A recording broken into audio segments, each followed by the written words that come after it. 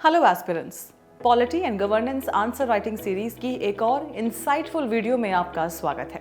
आज हम यूपीएससी 2022 में पहली रैंक हासिल करने वाली इशिता किशोर की एक्सेप्शनल आंसर राइटिंग टेक्निक्स के बारे में समझेंगे, जिनका उपयोग कर उन्होंने जीएस पेपर 2 में शानदार 130 अंक प्राप्त किए हैं। चलिए उनके आंसर से उनकी स्ट्रैटेजीज को अनकवर करते हैं जो पॉलिटी एंड गवर्नेंस की तैयारी में आपकी सहायता करेंगी।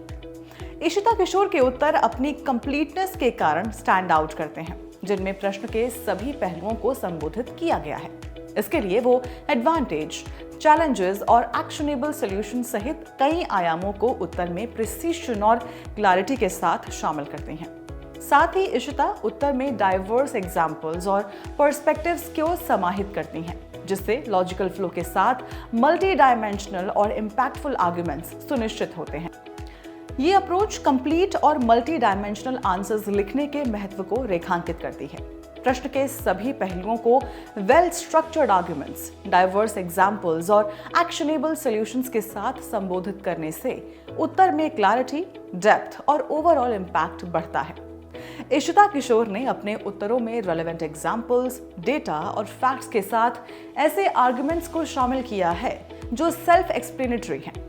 उनके सारगर्भित तर्क उत्तरों को प्रश्न की मांग पर फोकस रखते हुए संक्षिप्त और प्रभावशाली बनाते हैं। ये अप्रोच कंसाइज और वेल सपोर्टेड आर्गुमेंट्स के महत्व को दर्शाती है।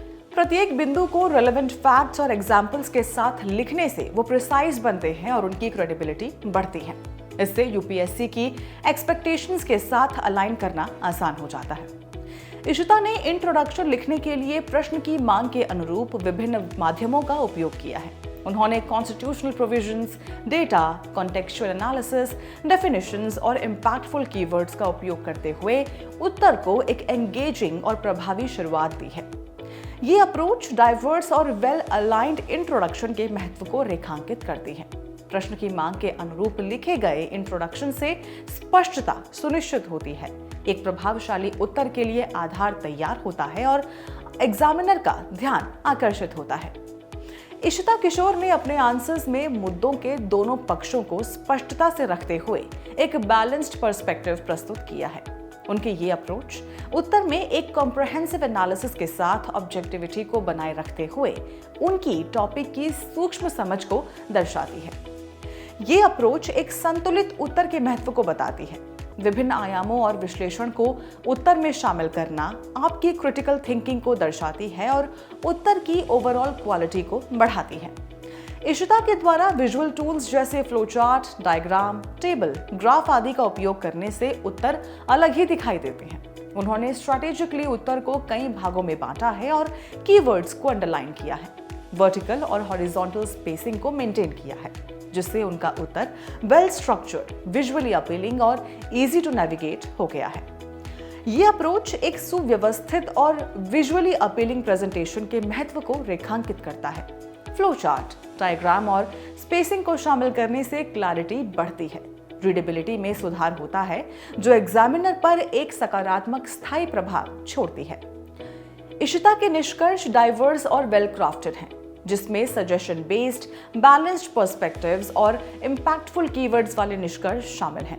ये वैरायटी सुनिश्चित करती है कि उनके उत्तर रेलेवेंस, डायरेक्शन और एक फॉरवर्ड लुकिंग पर्सपेक्टिव के साथ समाप्त हों।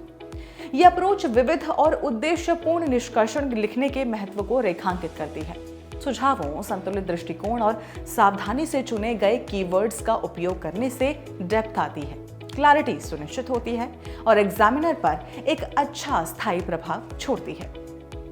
हमें आशा है कि आप इन सीखों को अपनी आंसर राइटिंग स्किल में शामिल करते हुए तैयारी को नई ऊंचाइयों पर ले जाएंगे। याद रखिए, उत्तर लेखन कौशल में महारत हासिल करने के लिए निरंतर अभ्यास और एक डेडिकेटेड अप्रोच की आवश्यकता है। अपनी क्षमताओं पर विश्वास रखिए और फोकस रहते हुए लगातार सुधार करते रहिए। आपके द्वारा लिखा गया प्रत्येक उत्तर आपको सफलता के नजदीक ले जाता है।